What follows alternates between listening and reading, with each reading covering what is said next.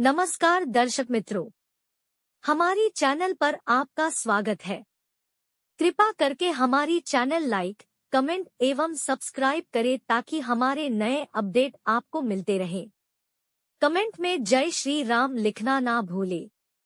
चलिए रामायण अयोध्याकांड में दशरथ की अंत्येष्टि के बारे में आगे बात करते हैं। दूसरे दिन प्रातःकाल गुरु वशिष्ठ ने शोकाकुल भरत को धैर्य बंधाते हुए महाराज दशरथ की अंत्येष्टि करने के लिए प्रेरित किया। राजगुरु की आज्ञा का पालन करने के लिए प्रयास करके भरत ने हृदय में साहस जुटाया और अपने स्वर्गीय पिता का प्रेतकर्म प्रारंभ किया। तैलकुंड में रखे गए शव को निकालकर अर्थी पर लिटाया गया। अर्थी पर पिता का शव देखकर भरत का हृदय चीत्कार कर उठा। रो रो कर वे कहने लगे, हाँ पिताजी, आप मुझे छोड़कर चले गए। आपने तनिक भी विचार नहीं किया कि अनाथ होकर मैं किसके आश्रय में जीऊंगा। आप मुझसे बात नहीं कर रहे हैं क्योंकि आप मुझे दोषी समझते हैं। आप स्वर्ग सिधार गए, भैया राम वन को चले गए। अब इस अयोध्या का राज्य कौन संभालेगा। भरत को इस प्रकार विलाप करते हुए देख महर्षि वशिष्ठ ने कहा, वत्स, अब शोक त्याग कर महाराज का प्रेतकर्म आरंभ करो।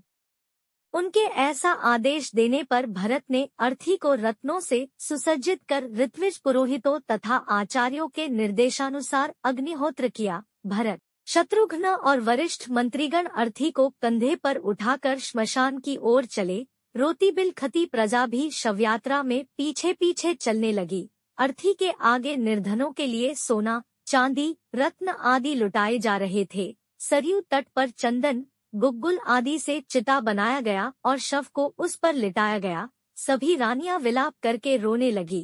भरत ने चिता में अग्नि प्रज्वलित किया और सत्यप्रायण महात्मा दशरथ का नश्वर शरीर का पंचभूत में विलय हो गया। 13वें दिन जब भरत अपने पिता के अंतिम संस्कार से निवृत्त हुए तो मंत्रियों ने उनसे निवेदन करते हुए कहा, हे रघुकुल भूषण, दिवंगत महाराज आपको राजा बना गए हैं, इसलिए अब आप न्यायपूर्वक हमारे राजा हैं। आथा अब आप सिंहासनारूढ़ होने की कृपा करें। इस पर भरत बोले, सदा से रघुकुल की रीति रही है कि पिता के स्थान पर ज्येष्ठ पुत्र ही राजा होता है, इसलिए इस सिंहासन पर मेरा कोई अधिकार नहीं है। इस पर केवल धर्मात्मा राम का ही अधिकार है। मैंने निश्चय किया है कि मैं वन से राम को लौटा लाऊंगा। उनके स्थान पर मैं स्वयं 14 वर्ष पर्यंत वन में रहूंगा। आथा आप सभी तत्काल भैया राम को वापस लाने के लिए वन में जाने की तैयारी करें। भरत के इस कथन ने सब में एक नया उत्साह उत्पन्न कर दिया। उनके मन में राम के लौटने की आशा प्रबल होने लगी।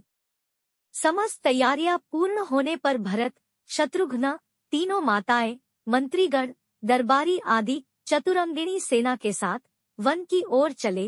प्रजाजन उत्साह में भरकर राम और भरत की जय जयकार करते जाते थे। राजा गो के नगर श्रृंगवेरपुर के निकट गंगा तट पर उन्होंने अपना पड़ाव डाला। विशाल सेना के साथ भरत के आने का समाचार निषादराज गोह तक भी पहुंचा। उन्होंने अपने सेनापतियों को बुलाकर कहा, सेनापतियों, आप लोगों को अच्छी प्रकार से विदित है कि रामचंद्र हमारे मित्र हैं। हमें ज्ञात नहीं है कि भरत किस उद्देश्य से सेना लेकर आए हैं। आता अपनी सेना को तुम लोग सतर्क करके इधर उधर छिपा दो। 500 नावों में 100 अस्त्र शस्त्रधारी सैनिक भी तैयार रहें। यदि भरत राम के पास निष्कपट भाव से जाना चाहे तो जाने दो, अन्यथा उन सबको मार्ग में ही मृत्यु के मुख में पहुंचा दो। इस प्रकार से सेनापतियों को सावधान करने के पश्चात वे स्वागत की सामग्री ले भरत के पास पहुँचे और बोले, हे राघव, बिना किसी पूर्व सूचना के आपके यहाँ पहुँच जाने के कारण मैं आपके यथोचित सत्कार व्यवस्था नहीं कर पाया। मैं इसके लिए क्षमा प्रार्थी हूँ। आपसे निवेदन है कि रात्रि विश्राम यहीं करें और हमारा रूखा सूखा भोजन स्वीकार कर करके हमें धन्य करें। गो के प्रेमयुक्त वचनों को सुनकर भरत ने कहा, हे निषादराज, मैं ऋषि भरद्वाज के आश्रम में जाना चाहता हूँ क्योंकि भैया राम वहीं गए हैं।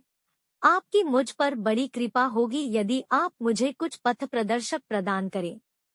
निषादराज बोले, प्रभो, आप चिंता न करें, मैं और मेरे सैनिक आपका पथ प्रदर्शन करेंगे, किंतु आप इतनी विशाल सेना को साथ लेकर रामचंद्र के पास क्यों जा रहे हैं? निषाद के हृदय की शंका का अनुमान कर भरत बोले, निषादराज, मैं भैया राम को वन से लौटाकर उनका राज्य उन्हें सौंपना चाहता हूँ, क्योंकि वे मेरे बड़े भाई और पिता के तुल्य हैं। मेरे इस कार्य के लिए मेरी माताएं और मंत्री आदि भी मेरा साथ दे रहे हैं। भरत के वचन सुनकर गुह को संतोष हुआ।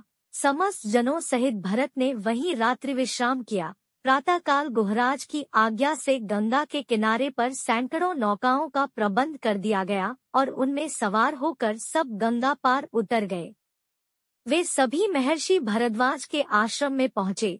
उनका यथोचित सत्कार करने के पश्चात महामुनि ने भरत से वन में आगमन का कारण पूछा। भरत ने हाथ जोड़कर कहा, महामुने, मैं अपने भैया राम का दास हूँ। मेरी माता कैकेयी ने जो कुछ किया है मैं उसके सर्वथा विरुद्ध हूँ। मैं भैया राम के पास जाकर उनसे क्षमा याचना करना चाहता हूँ। मैं उनसे अयोध्या लौटने की प्रार्थना करना चाहता हूँ कि वे वापस लौटकर अपना राज्य संभाले। भरत की बात सुनकर मुनि बोले, भरत, तुम वास्तव में महान हो। मैं तुम्हें आशीर्वाद देता हूँ कि तुम तीनों लोकों में यशस्वी हो। आजकल राम, सीता और लक्ष्मण के साथ चित्रकूट में निवास करते हैं। तुम कल प्रातः वहां चले जाना। आज की रात्रि यहीं विश्राम करो। प्रातःकाल जब चित्रकूट जाने के लिए भरत मुनि भरद्वाज से अनुमति लेने पहुंचे तो उन्होंने भरत को समझाते हुए कहा, भरत, तुम अपनी माता के प्रति दुराग्रह न रखना। इसमें उनका कोई दोष नहीं है। कैकेयी द्वारा किए गए कार्य में परमात्मा की प्रेरणा है, ताकि वन में असुरों और राक्षसों का राम के हाथों विनाश हो सके। भरत अपनी माताओं एवं समस्त साथियों के साथ महर्षि से विदा लेकर चले और मंदाकिनी के तट पर पहुँचे। वहां ठहरकर भरत ने मंत्रियों से कहा, प्रतीत होता है कि भैया की कुटिया यहाँ कहीं निकट ही है। सेना को साथ लेकर आगे जाने से यहाँ बसे हुए आश्रमवासियों की शांति और तपस्या में बाधा पड़ेगी। इसलिए आगे मैं सेना के साथ नहीं जाना चाहता। आता तुम गुप्तचरों को भेजकर राम की कुटिया का पता लगवाओ। मंत्रियों की आज्ञा पाकर चतुर गुप्तचर इस कार्य के लिए चल पड़े। आज के लिए बस इतना ही।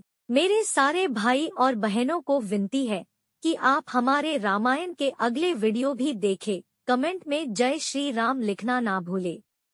कृपा करके अपना ख्याल रखें। मिलते हैं अगले वीडियो में। धन्यवाद।